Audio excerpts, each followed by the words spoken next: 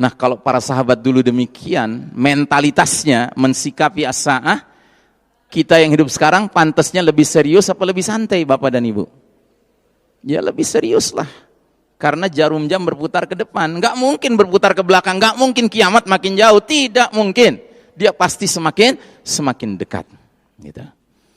Baik, karenanya para pengamat akhir zaman berpandangan kondisi dunia modern dewasa ini praktis hampir semua tanda-tanda kecil yang begitu banyak sudah bermunculan dan kita patut khawatir sekarang kita sudah berada di ambang menjelang munculnya alamatul kubra, tanda-tanda besar.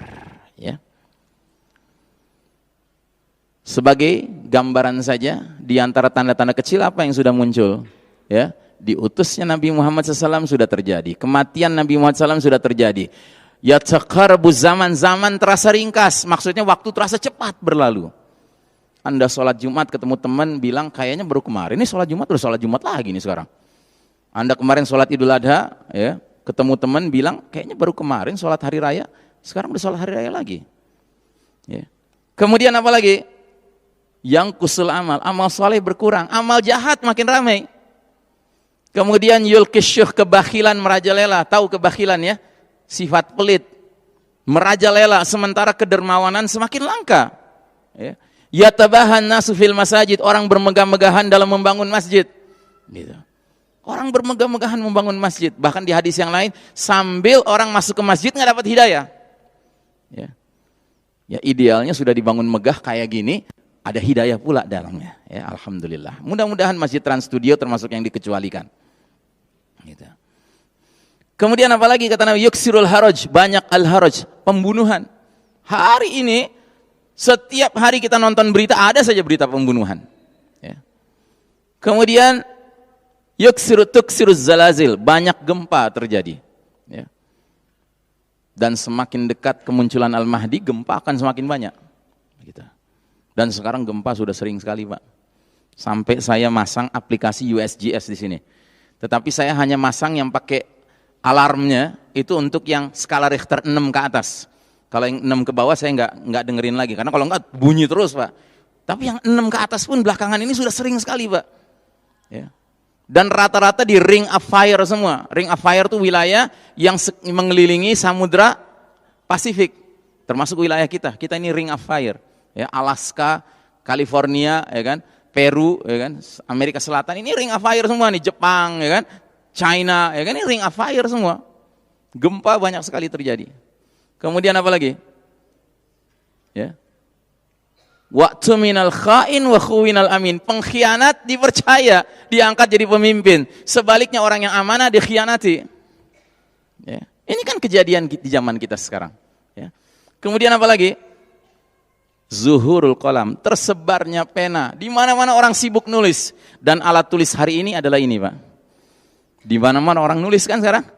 Naik ojek nulis. Naik angkot nulis. Nyopir nulis begitu lampu merah. Ya kan? Ngirim WhatsApp, ya, masang status di Facebook, ya kan? Ini alat tulis nih. Tersebarnya pena, ya.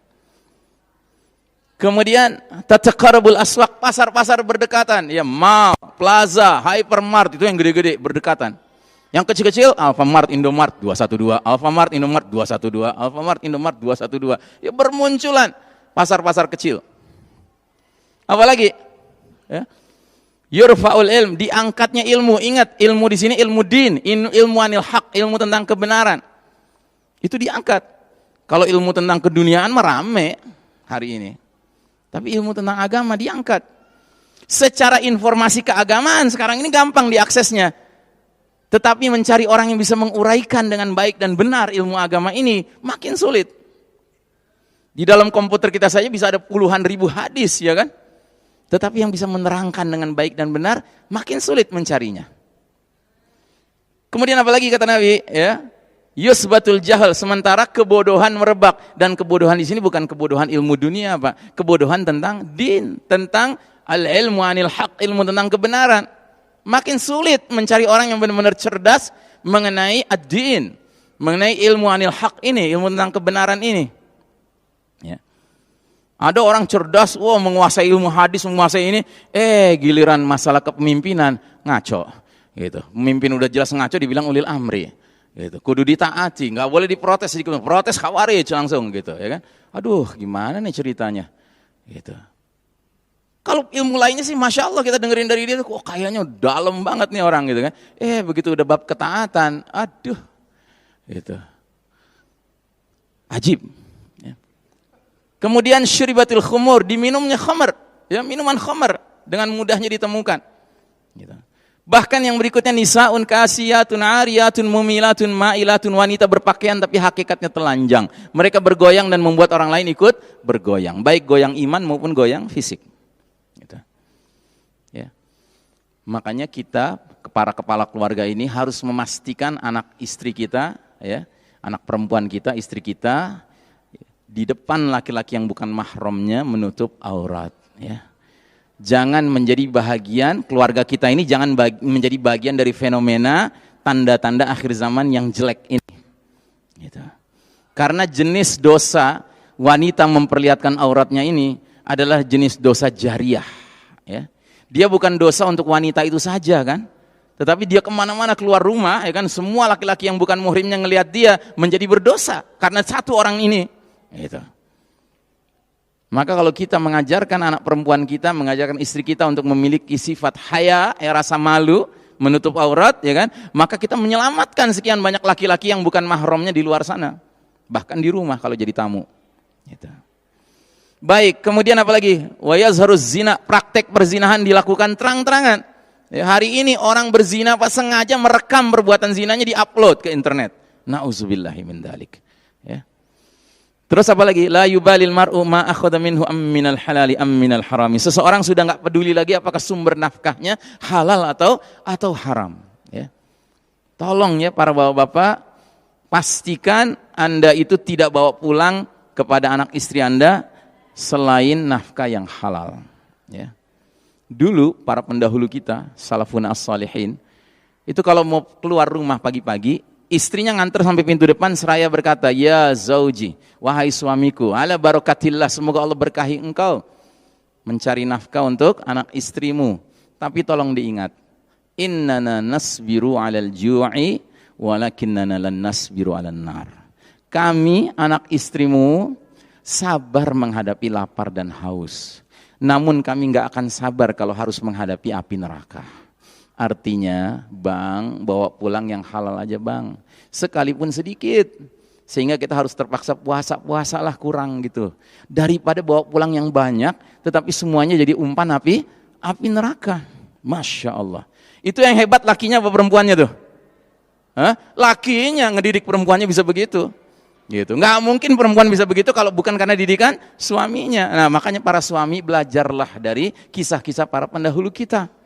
Ya kan? Mau punya istri yang solehah, ya kita sendiri harus tunjukkan kepada dia bahwa kita mengajarkan ya kebenaran kepada dia. Gitu. Baik, nah jadi saudaraku rahimakumullah, ini tanda-tanda kecil sudah banyak sekali yang bermunculan. Kemudian ada hadis yang kedua. Hadis yang kedua semakin menegaskan argumentasi bahwa kita sudah berada di persimpangan jalan antara tanda-tanda kecil yang sudah makin habis dan tanda besar yang akan muncul tidak lama lagi. Hadis ini saya sebut hadis periodisasi atau hadis ringkasan sejarah umat Islam. Ini hadis menurut hemat saya dalam konteks kajian ilmu akhir zaman seolah-olah wajib dihafalkan oleh setiap muslim. Kenapa? Karena hadis ini memberikan roadmap, peta perjalanan umat Islam dari awal Nabi Muhammad SAW diutus sampai angin lembut berhembus mencabut ruh orang-orang beriman. Dan ternyata ringkasan sejarah umat akhir zaman ini hanya terdiri dari 5 babak, enggak lebih. Ya. Dan babak demi babak berpindah, beralih ya, dikaitkan dengan kondisi kepemimpinannya. Nah, saya sudah pernah jelaskan hadis ini di tempat ini. Saya mau cek lagi ibu-ibu ngantuk nggak waktu itu? Ibu-ibu, kita sekarang di babak keberapa? Alhamdulillah. Ibu-ibu ingat ya, kita sekarang di babak ke-4. Dan ingat, kalau kita berada di babak ke-4 sedangkan jumlah total babak cuma 5, kita berada di awal perjalanan sejarah, di pertengahan atau menjelang akhir? Menjelang akhir. Ya kayak Anda buka YouTube, nonton film yang jumlah babaknya 5. Tertarik Anda baca sinopsisnya dulu, oh tertarik nih mau nonton film ini. Begitu Anda pencet play, ternyata kursornya lompat. Sehingga yang ditayangkan tiba-tiba babak keempat. Hitungannya Anda sedang nonton awal, tengah, atau menjelang akhir film. Ya menjelang akhir film. Ya, dan kalau filmnya film laga, itu biasanya jagoannya lagi menang apalagi kalah tuh. Hah? Jumlah total film 5 babak. Di babak keempat biasanya jagoannya lagi menang apa kalah? Lagi kalah.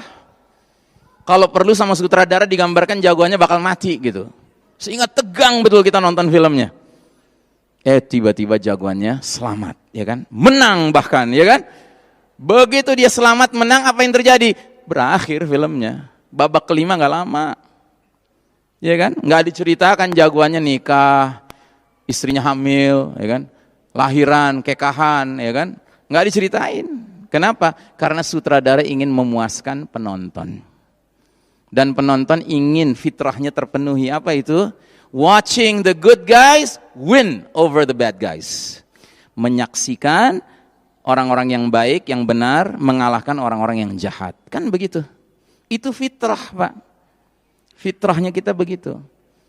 Makanya di dalam teori Ghazwul Fikri, perang pemikiran, Hollywood itu sengaja bikin film-film tentang kejahatan, ya kan? Terus kita yang nonton menempatkan posisi kita pada posisi si penjahat, supaya kita lama-lama doyan dengan kejahatan, ngerti? Jadi jagoannya justru penjahatnya, gitu. Supaya kita doyan dengan kejahatan.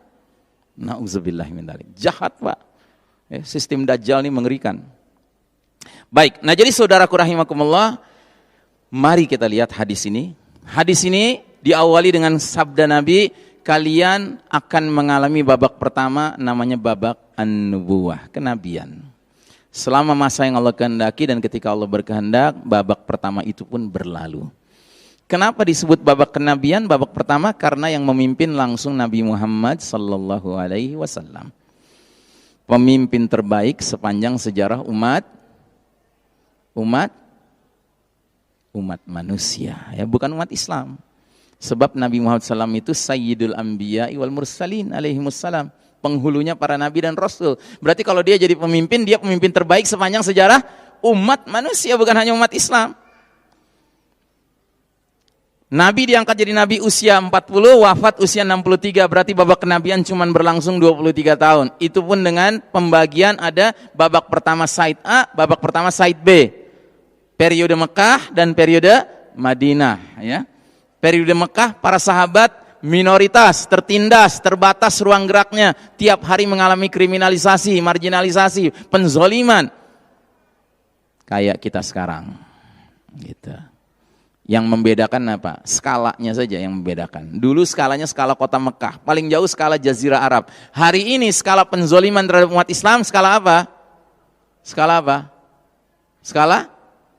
Skala dunia. Ya kan? Hari ini kan penzoliman terhadap umat Islam kan skala dunia, Pak. Kemarin kita dengar di Palestina dizolimi, tiba-tiba kita dengar di Rohingya dizolimi, tiba-tiba kita dengar di Bosnia dizolimi, tiba-tiba kita dengar di Kashmir dizolimi, tiba-tiba kita dengar di Uighur China sana dizolimi, tiba-tiba di Indonesia dizolimi, ya kan? Sedunia ini sekarang. Ya. Nah, dulu itu semekah, paling jauh Jazirah Arab, gitu. Sudah berlalu babak pertama, terus datang babak kedua, kata Nabi namanya babak khilafah ala minhajin nubuwah, kekhalifahan yang sesuai mengikuti metode kenabian dalam kepemimpinannya. Dan sewaktu Nabi masih hidup, Nabi sudah beritahu, babak kedua ini nggak berlangsung lama, cuma 30 tahun. Muncul para khalifah, kemudian muncul al-muluk, kerajaan-kerajaan. Jadi babak kedua tidak berlangsung lama, cuma 30 tahun. Itulah kepemimpinan sahabat-sahabat pilihan, semuanya kategorinya mubasysyirina bil jannah, sudah dikabarkan berita gembira akan menjadi penghuni surga, JTL, jannah tembak langsung, ya. Siapa mereka? Khulafa ar-Rasyidin, Abu Bakar As-Siddiq, Umar bin Al-Khattab, Utsman bin Affan, Ali bin Abi Thalib, dan Hasan bin Ali, ya. Kita memasukkan Hasan bin Ali karena kalau nggak dimasukkan nggak 30 tahun, 30 tahun kurang 7 bulan. Hasan memimpin persis 7 bulan setelah menggantikan Ali. Berarti melengkapi menjadi 30 tahun. Dan Masya Allah, 5 Khulafa ar-Rasyidin ini punya hubungan khusus dengan Nabi kita. Abu Bakar dan Umar adalah mertua Nabi. Anak-anak mereka menjadi ummul mukminin, ya, menjadi ibundanya orang-orang beriman, Aisyah dan Hafsah. Utsman dan Ali adalah menantu Nabi, Masya Allah. Mereka menikahi putri-putri Nabi SAW. Sedangkan Hasan adalah apanya Nabi? Cucunya Nabi. Dan kita Ahlus Sunnah wal Jamaah punya keyakinan kuat, dari Hasan bin Ali inilah entah berapa generasi di bawahnya akan muncul Al-Mahdi. Al-Mahdi itu keturunan Hasan, menurut kita. Kalau menurut Syiah keturunan siapa? Keturunan Husain. Kenapa? Karena Syiah itu agama yang dibuat oleh Yahudi. Maka dia mirip kayak agama Yahudi, agama ras, ya. Anda tahu nggak agama Yahudi itu agama ras?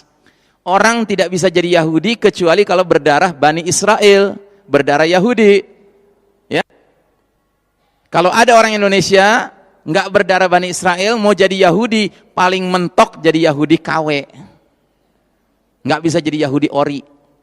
Yahudi ori itu kalau darahnya darah Bani Israel. Sama Syiah juga gitu. Orang tidak bisa jadi Syiah kecuali kalau dia punya darah Persia, Iran. Makanya mereka mengutamakan Husain, karena Husain pernah menikahi seorang putri Persia. Dari hasil pernikahan Husain dengan putri Persia inilah semua imam-imam Syiah itu diagung-agungkan. Kan nggak adil kan mereka. Mereka bilang cintailah semua ahlul bait. Nyatanya mereka mencintai Hasan dengan Husain beda, diskriminasi. Ya toh? Gitu. Karena apa? Karena ini agama bikinan Yahudi. Makanya sifat-sifatnya mirip kayak ajaran Yahudi. Jadi kalau Anda punya teman orang Indonesia asli yang nggak punya darah Persia, ikut-ikutan tanggal 10 Muharram, melukai dirinya, mencabik-cabik dirinya sampai berdarah-darah dengan alasan mengenang Karbala, ya kan? Ajaklah dia bertaubat. Udah deh bang, taubat deh bang dari Syiah. Ente udah luka-luka kayak gitu nggak dianggap Syiah ori, tetap aja Syiah KW ente. Taubatlah. Ente nggak punya darah Persia kan? Gitu. Baik, sudah berlalu babak kedua. Kemudian datang babak ketiga, namanya babak Mulkan Adon, raja-raja yang menggigit. Nah, di sini kita harus mendalami sejarah, ya. Babak ketiga, umat Islam mempunyai para pemimpin yang julukannya sama kayak di babak kedua. Julukannya khalifah. Kalau pemimpinnya disebut khalifah, sistemnya disebut apa? Hah? Khilafah, ya. Kayak kalau pemimpinnya disebut presiden, sistemnya apa? Republik gitu kan? Republik ya. Iya kan? Kan gitu. Nah, kalau khalifah ya tentu sistemnya khilafah. Nah, babak ketiga, julukan para pemimpinnya khalifah, berarti masih khilafah. Mirip kayak babak kedua. Dan ciri khas khilafah apa Bapak dan Ibu? Ciri khas khilafah adalah Allah dan Rasulnya menjadi top priority of obedience. Ya. Ketaatan utama yang diprioritaskan Allah dan Rasulnya. Yang diejawantahkan dalam bentuk apa? Pemberlakuan hukum Quran dan Sunnah sebagai satu-satunya sumber hukum. Begitu. Ingat ya, sebagai satu-satunya sumber hukum. Bukan salah satu sumber hukum. Hari ini ada negeri yang menjadikan Quran dan Sunnah sebagai salah satu sumber hukum. Negeri mana itu? Hah? Indonesia. Keren banget. Apa ya? Tahu? Arab mana? Arab Saudi ya. Arab Saudi hari ini salah satu negeri muslim yang menyatakan Quran dan Sunnah salah satu sumber hukumnya. Salah satu Pak. Ya kan? Makanya di Arab Saudi kalau ada pencuri, terbukti di pengadilan mencuri, dia berlatar belakang kelas bawah, langsung potong tangan, hukum Quran diberlakukan. Tapi seorang pencuri yang lain terbukti di pengadilan mencuri dari kelas atas, ya, menengah ke atas, apalagi keluarga kerajaan, dikenakan denda, ya, diberlakukan hukum positif yang negatif itu. Gitu. Ngerti? Ya? Hukum positif kan negatif ya? Negatif nggak hukum positif? Baik, Bapak dan Ibu rahimakumullah. Jadi babak kedua dengan babak ketiga mirip. sama-sama khilafah. Quran dan sunnah dijadikan satu-satunya sumber hukum. Tapi sayang, di babak ketiga, pergantian seorang khalifah kepada khalifah berikutnya meniru cara-cara kerajaan. Artinya kalau dalam sistem kerajaan seorang pemimpin wafat, penggantinya siapa? Bisa anaknya, bisa adiknya, bisa ponakannya, bisa sepupunya, pendek kata keluarganya. Sedangkan Abu Bakar bukan ayahnya Umar, bukan abangnya Umar, bukan saudara sepupu Umar, bukan ponakan Umar, ya. Umar bukan ayahnya Utsman, ya, nggak ada hubungan. Setiap Khalifah Rashidah wafat, sahabat senior berkumpul, musyawarah, mufakat, baiat seorang yang mereka mufakati. Tapi di babak ketiga, setiap khalifah wafat, penggantinya punya hubungan keluarga. Maka selama 1302 tahun, ya Masya Allah, babak ketiga berlangsung lama, Pak. Kalau babak pertama berakhir tahun 10 Hijriah, wafatnya Nabi Muhammad SAW. Babak kedua berakhir 30 tahun berikutnya, 40 Hijriah. Babak ketiga berakhir 1342 Hijriah. 1302 tahun dia berlangsung. Ya, lama sekali. Sejarah mencatat, silih berganti, jatuh bangun kerajaan-kerajaan Islam. Banyak sekali, tapi 3 yang terkenal. Kerajaan keluarga besar Umayyah, kerajaan keluarga besar Abbasiyah, kerajaan keluarga besar Utsmani Turki. Gitu. 1302 tahun, Pak. Dan makin kemari, yang namanya khilafah itu, rumahnya umat Islam itu makin membesar. Besar sekali rumah umat Islam itu. Dan ini rumah, Pak, karena dapat IMB dari Allah Subhanahu wa taala, ya. Rumah ini luar biasa menaungi kaum muslimin. Kalau panas nggak kepanasan, hujan nggak kehujanan, nggak bengek, ya, nggak timbul penyakit-penyakit akidah, akhlak nggak timbul. Gitu. Sehingga selama mereka tinggal di dalam rumah ini, ada nggak orang yang nggak senang? Ada nggak orang yang nggak senang? Umat Islam tinggal bernaung dalam satu rumah besar. Ada nggak yang senang? Ada nggak yang tidak senang? Ada. Siapa? Hah? Siapa yang tidak senang? Orang beriman senang, tapi yang tidak senang siapa? Ya, al-adu. Ya, al-adu artinya musuh. Ya. Dan musuh utama kita siapa? Al-Yahud wal musyrikin. Catat surat Al-Maidah 82. Al-Maidah 82. Wala tajidanna asyaddan nasi adawatan lil ladzina amanu al-yahuda wal ladzina asyraku. Sungguh kamu Muhammad akan mendapati kaum yang paling dahsyat memusuhi kalian, engkau dan umatmu adalah orang-orang Yahudi dan orang-orang musyrik, ya. Jadi Yahudi, Pak, selama berabad-abad ingin menyaksikan rumah besar kita ini runtuh, Pak. Mereka ingin menyaksikan rumah kita runtuh, tapi mereka tidak berhasil karena umat Islam solid. Terus bagaimana kok akhirnya runtuh? Karena dia baru bisa melakukan langkah jahatnya itu ketika di tubuh umat Islam itu sendiri, di jajaran pimpinannya, ya, pimpinan kekhalifahan Utsmani Turki waktu itu ada pengkhianatnya. Jadi ada jenderal di militernya khilafah Utsmani Turki yang dia ternyata pengkhianat, kerjasama dia dengan Yahudi. Karena dia adalah seorang Muslim tetapi berdarah Yahudi. Namanya siapa? Mustafa Kemal, ya. Masih ingat ibu-ibu? Tolong diingat-ingat, Bu, namanya Mustafa Kemal, ya. Wah, kalau gitu saya nggak mau ngasih nama Mustafa Kemal anak saya gitu, cucu saya gitu. Nggak apa-apa, kasih nama Mustafa Kemal tuh bagus, nama Mustafa Kemal tuh bagus. Cuma jangan dikenang si Mustafa Kemal yang itu, jangan dikaitkan dengan yang itu. Gitu. Mustafa tuh artinya laki-laki pilihan, Kemal tuh artinya kamil, kamil tuh sempurna, ya kan? Tapi ternyata Mustafa Kemal yang satu itu, ya kan, ternyata pengkhianat. Dia Muslim tapi berdarah Yahudi, dan solidaritasnya lebih kuat kepada saudara sedarahnya daripada kepada saudara seimannya. Begitu. Maka si Mustafa Kemal ini bilang apa? Hai umat Islam, kalau kita mau maju nggak ada jalan lain. Kita harus ikuti bangsa-bangsa yang sudah maju lebih dahulu dari kita. Yang dia maksud adalah Eropa Barat kafir. Dan kita harus tinggalkan ajaran Islam yang sudah out of date, sudah ketinggalan zaman, sudah kuno. Ya. Jadi kata dia, kita harus lakukan modernisasi dan westernisasi.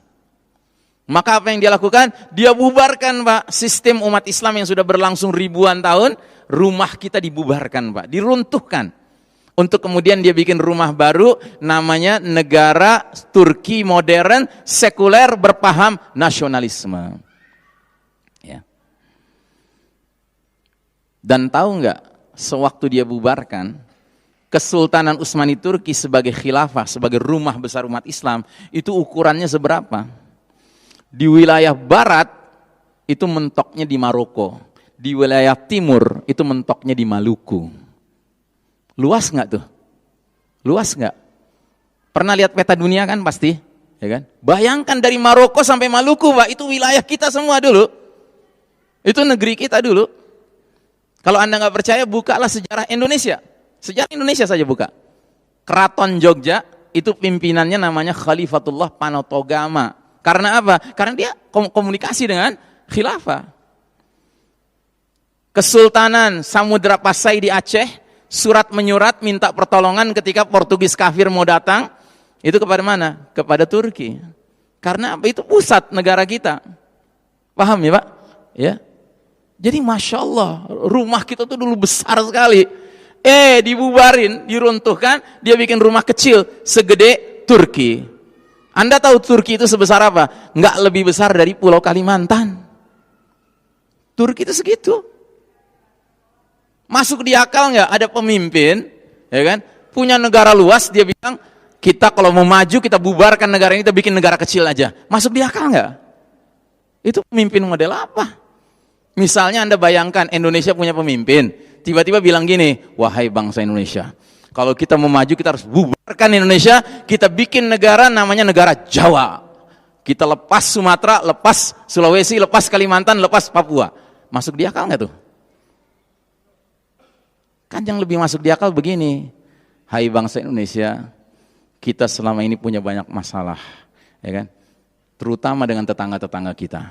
Yang harus kita pikirkan adalah bagaimana perbatasan Indonesia dengan Malaysia kita hilangkan. Perbatasan Indonesia dengan Brunei kita hilangkan, sehingga kita kembali merasa satu rumpun, kita satu iman, ya kan, dengan saudara-saudara kita yang ada di sana. Kan begitu mestinya kan? Berpikirnya makin luas dong, bukan makin sempit.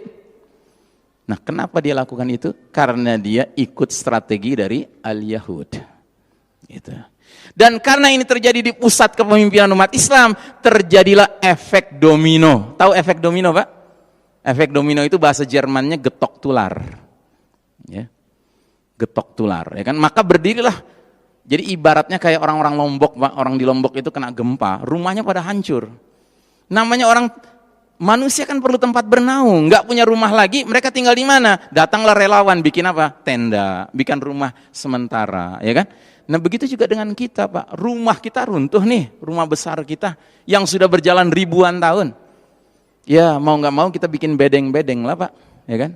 Berdirilah bedeng Turki, bedeng Mesir, bedeng Indonesia, berdiri. Dan bedeng-bedeng ini syarat berdirinya diatur sama siapa? Sama mantan penjajahnya masing-masing. Mereka yang ngatur.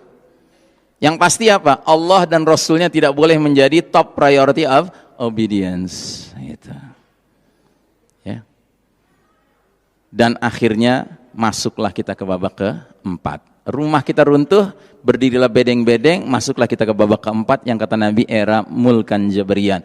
Para penguasa yang memaksakan kehendak mereka, mengabaikan kehendak Allah dan Rasulnya. Dan musuh Islam tinggal merajut saja, dirajut saja bedeng-bedeng itu, ya kan? Dalam sebuah institusi rumah internasional bikinan Yahudi, simbolnya kayak gini, namanya PBB, Perserikatan Bedeng-bedeng. Ya. Ya. Hanya orang yang bermental bedengisme lah yang kagum dengan PBB. Tapi kalau orang mentalnya nggak bedengisme, ingat sejarah, ya kan, dia akan mengatakan, ini bukan rumah kita. Ngapain kita ngadu, ngeluh, keluh kesah ke sana? Nggak ada urusan kita dengan mereka. Ya, apalagi mereka rancang, Pak. Ini PBB dirancang sama mereka untuk memastikan yang mimpin dunia ini al-kufar. Sehingga dewan-dewan mereka bikin dalam PBB, tetapi yang paling menentukan namanya Dewan Keamanan PBB. Jumlah anggotanya 15 negara. 10 negara anggota tidak permanen, aplusan, gonta-ganti. 5 negara anggota permanen, nggak boleh diutak-atik, punya hak veto. Siapa mereka? Amerika, Inggris, Prancis, Rusia, dan Cina. Ada yang Muslim, Pak? Nggak ada. Inilah yang mimpin dunia sekarang. Itu pun pemimpin di depan layar, ya. Di belakang layarnya siapa? Hah? Siapa, Bu? Al-Yahud, ya, laknatullah alaihim. Dari mana kita tahunya? Dari Quran. Allah sudah bilang bahwa Yahudi nggak akan memerangi kita langsung, mereka berlindung di balik sesuatu. Catat surat Al-Hasyr, ayatnya cari dari awal sampai akhir. Ya, Anda akan ketemu. Bunyi ayatnya bagaimana? La yuqatilunakum jami'an illa fi quran muhassanatin aw min wara'i judur. Yahudi itu tidak akan memerangi kalian serentak, ya kan? Langsung direct, nggak mungkin. Kecuali di balik benteng yang kokoh atau di balik tembok yang tebal, ya. Nah, benteng kokoh mereka salah satunya namanya PBB. Ya, tembok tebal mereka salah satu namanya PBB, ya. Tapi hakikatnya mereka yang di belakang layar. Kenapa Yahudi nggak berani perang langsung sama kita umat Islam? Karena kalau mereka memerangi kita langsung, Pak, mereka lari terbirit-birit. Mereka itu penakutnya luar biasa, Bapak dan Ibu. Jangankan lawan seluruh umat Islam, baru melawan bangsa Palestina saja, dan anak-anak kecil yang pegang batu saja, ya, merekanya lengkap dengan helmnya, dengan baju anti pelurunya, segala macam gitu, ya. Nah, mungkin Anda pernah lihat di foto-foto, banyak kejadian kan? Mereka lagi ngejar anak kecil Palestina, itu celananya basah, Pak. Basah karena apa? Karena ngompol, ya kan? Kenapa ngompol? Karena ketakutan. Ngelawan anak kecil ketakutan. Maka sekarang, Pak, satu-satunya negara yang angkatan bersenjatanya, pabrik seragam tentaranya, itu kalau bikin celana sekaligus ada pampersnya. Itu cuman Israel. Gitu. Mereka pengecut sekali, Pak. They love to live in this world. Mereka sangat cinta hidup di dunia ini. Mereka nggak berani menghadapi kematian. Sementara umat Islam kalau sudah di medan perang, yang dicari apa? Yang dicari al-mautu fi sabilillah, mati syahid, masya Allah. Ya beda lah. Baik, nah jadi saudaraku rahimakumullah, masuklah kita ke babak keempat dan terjadilah apa yang Nabi katakan 15 abad yang lalu dalam hadis lubang biawak ini.